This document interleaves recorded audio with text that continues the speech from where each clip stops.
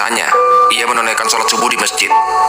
Dan sudah menjadi kebiasaannya, setelah pulang dari masjid, ia akan berjalan ke perbatasan desa, menikmati udara pagi sambil melihat ratusan burung bangau. Ratusan bangau itu biasanya terbang di atas hutan bakau, yang letaknya tepat di pinggir sungai batas desa. Namun pagi itu, Miftah menemukan kejanggalan. Anehnya di area bakau itu yang terlihat hanyalah beberapa ekor bangau. Entah kemana ratusan bangau lainnya. Meskipun mendapati hal aneh tersebut, namun tak ada firasat apa-apa. Sama sekali tak ada dugaan akan terjadi sebuah bencana. Miftah pun akhirnya memutuskan untuk pulang. Pagi itu, rencananya ia akan langsung pulang mandi dan kemudian menghadiri sebuah acara. Namun tiba-tiba dalam perjalanan pulang, ia merasakan tanah seperti berayun dengan kuat. Ia pun langsung menyadari bahwa terjadi sebuah gempa yang sangat besar. Dalam keadaan itu, ia langsung bergegas ke rumah, menengok orang tua dan juga saudaranya yang kemungkinan mereka masih di rumah. Namun belum sampai di rumah, tiba-tiba warga mulai berteriak. Mereka terlihat histeris dan mengatakan bahwa air laut naik. Sampai dengan saat itu pun Miftah masih tak percaya jika air laut akan menerjang mereka. Namun demikian, ia juga tidak ingin mengambil risiko. Ia tetap masuk ke dalam rumah dan kemudian mengajak kedua orang tuanya untuk mengungsi ke tempat lain. Di saat itu gemuruh air sudah mulai terdengar. Warga terlihat berhamburan dan berteriak histeris. Mereka berduyun-duyun mencari tempat yang lebih tinggi. Meskipun gemuruh air terdengar, tapi gelombang itu masih belum terlihat oleh mata. Dalam keadaan genting itu, orang tuanya kemudian menyuruh Miftah untuk menyelamatkan diri terlebih dulu. Sebab pada saat itu, ayah dan ibunya sudah tidak lagi mampu untuk berlari. Sementara saudara yang lain, mereka sudah terlebih dulu lari di bagian depan. Bingung, itulah yang ia rasakan pada saat itu. Orang tuanya terus saja memintanya untuk berlari terlebih dulu meninggalkan mereka. Lari saja duluan, tinggalkan saja kami ini, biar kami jalan pelan-pelan. Jangan lihat ke belakang, lari terus, ucap ayahnya setengah berteriak. Dengan berat hati, ia pun akhirnya berlari meninggalkan mereka. Miftah kemudian berlari sekuat tenaga. Namun tiba-tiba, hembasan air dari belakang langsung menggulungnya. Ia terus terputar-putar dalam gulungan air, hingga kemudian tersangkut di batang pohon kelapa yang tumbang. Dan akhirnya ia pun ikut terapung di permukaan. Di saat ia mencoba mengamati di mana posisinya, rupanya hanya dalam sekejap saja, ia sudah terseret hingga lebih dari 1 kilometer. Beruntunglah Miftah, gulungan ombak itu masih di awal, masih dekat dengan tepi. Artinya belum ada material yang terbawa dalam air tersebut. Jika saja material bangunan sudah ikut dalam air, bisa jadi Miftah tidak selamat dari sapuan tsunami itu. Di saat ia akan kembali terseret ke laut, gelombang kedua kembali datang. Dengan cepat, ia pun langsung berpindah ke pohon lain. Pohon jamblang atau kerap disebut juga dengan pohon jambu keling. Akhirnya ia naiki, walaupun banyak sekali semut di atas pohon itu. Dan setelah benar-benar tidak terombang-ambing, barulah ia melihat pemandangan yang sangat mengerikan. Di sekitarnya tak ada lagi bangunan yang berdiri. Semuanya hancur tersapu dengan tsunami. Termasuk saat ia melihat kampung halamannya. Kampung halamannya hilang dalam sekejap. Namun yang jauh lebih mengerikan, di mana-mana terlihat mayat, dari yang mengapung hingga yang tersangkut di antara puing-puing bangunan. Miftah terus mengamati area sekitar. Dalam dirinya masih ada harapan yang begitu besar, berharap agar keluarganya selamat. Namun semenjak saat itu, kedua orang tua juga termasuk 7 saudaranya tak pernah lagi ia temukan. Setiap kali Miftah menjumpai orang yang ia kenal, ia selalu menanyakan apakah mereka melihat keluarganya. Sempat ada tetangganya mengatakan bahwa ayahnya sudah meninggal dunia. Sementara jasad sang ibu sangat susah untuk ditemukan. Kondisi mayat para wanita hampir semuanya sama.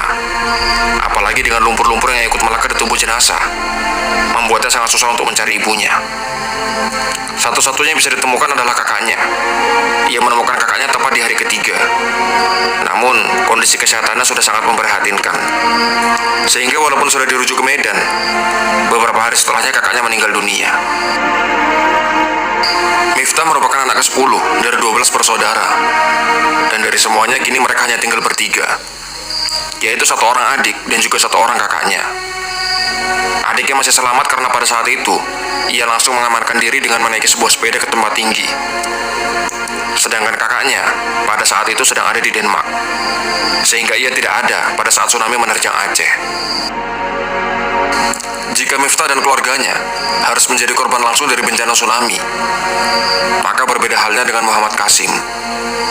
Ia berada jauh dari garis pantai dan tidak terkena imbas langsung dari tsunami. Namun gempa yang tepat terjadi sebelum tsunami sempat juga ia rasakan. Hari itu, ketika ia rencananya akan ngopi bersama dengan temannya, tiba-tiba saja ramai orang berdatangan mengantarkan para korban dari tsunami. Dan kebetulan temannya pun bekerja di sebuah kantor PMI. Melihat keramaian itu pun ia langsung datang karena penasaran.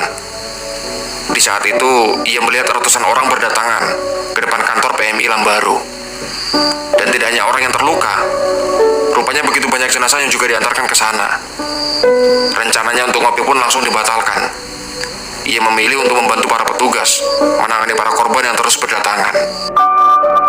Siang dan malam, tanpa peduli dengan rasa lelah, ia terus membantu para petugas. Jumlah personel yang ada tidak sebanding dengan banyaknya para korban, sehingga banyak dari masyarakat biasa, mereka pun juga ikut membantu. Dalam keadaan seperti itu, tidak lagi terbersit pikiran tentang bagaimana upah ataupun imbalan. Yang ada hanyalah saling bahu-membahu untuk meringankan derita para korban. Namun meskipun sudah berusaha semaksimal mungkin, korban yang datang justru semakin banyak. Bahkan 2 hari setelahnya, jenazah yang mulai membusuk begitu banyak di depan PMI Lambaru. Jumlahnya ribuan, seolah tempat itu hanya dipenuhi dengan mayat para korban. Pejabat di wilayah tersebut, akhirnya mereka berusaha mencari solusi untuk menguburkan para korban. Mereka mencari tempat yang kosong, namun masih merupakan milik negara. Dan akhirnya tempat itu pun ditemukan, yaitu sekitar 100 meter dari kantor tersebut. Setelah sepakat bahwa tempat itulah yang akan digunakan untuk pemakaman, muncullah kendala lainnya, yaitu kurangnya para petugas untuk menguburkan semua mayat itu. Meskipun bukan termasuk dalam anggota relawan, Muhammad Qasim dengan sukarela ikut membantu pemakaman. Mereka pun akhirnya mulai mengarahkan alat berat untuk menggali lubang-lubang besar. Kedalaman lubang itu sekitar 7 meter, dengan lebar yang juga 7 meter.